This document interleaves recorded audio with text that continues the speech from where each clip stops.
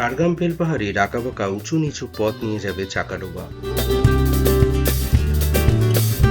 চাকাডোবা থেকে বাদিক নিলে রাস্তার রূপ যাবে বদলে।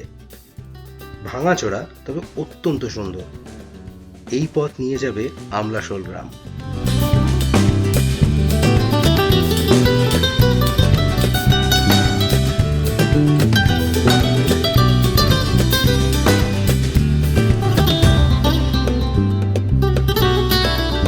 গ্রামের পথ ধরে জঙ্গল ক্ষেত পেরিয়ে যখন দূরে বাঁদিকে চোখে পড়বে কিছু পাহাড়, বুঝতে হবে আমরা চলে এসেছি কাকড়াঝোড়।